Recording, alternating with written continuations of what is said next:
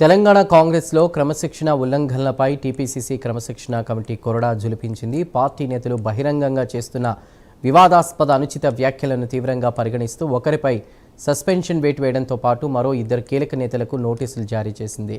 LB Nagar Congress senior నాయకులు జిక్కిడి ప్రభాకర్ రెడ్డిని party నుండి సస్పెండ్ చేస్తూ టీపీసీసీ క్రమశిక్షణ కమిటీ ఆదేశాలు ఇచ్చింది. పలువురిని వ్యక్తిగత విషయాలపై దూషించడంతో పాటు కులాల పేరుతో కూడా దూషించిన ఘటనలకు సంబంధించి సరైన ఆధారాలు ఉండడంతో ఆయనపై చర్యలు తీసుకున్నట్లు క్రమశిక్షణ కమిటీ పేర్కొంది.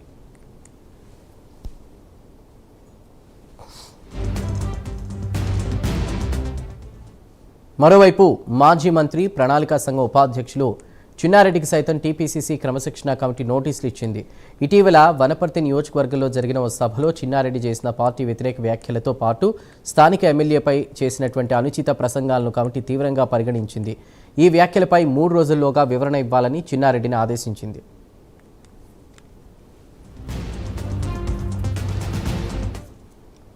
ఇక దేవాదాయ అటవీ శాఖల మంత్రి కొండా సురేఖకు కూడా క్రమశిక్షణ కమిటీ నోటీసులు జారీ చేసింది.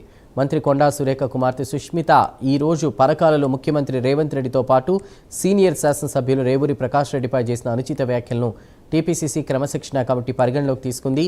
ఈ వ్యవహారంపై 3 రోజుల్లో వివరణ ఇవ్వాలని మంత్రి కొండా సురేఖను ఆదేశించింది. మొత్తంగా పార్టీ నేతల బహిరంగ వ్యాఖ్యలు, అంతర్గత విభేదాల విషయంలో క్రమశిక్షణ కమిటీ వరుస చర్యలు తీసుకోవడం కాంగ్రెస్ వర్గాల్లో చర్చనీయాంశంగా మారింది.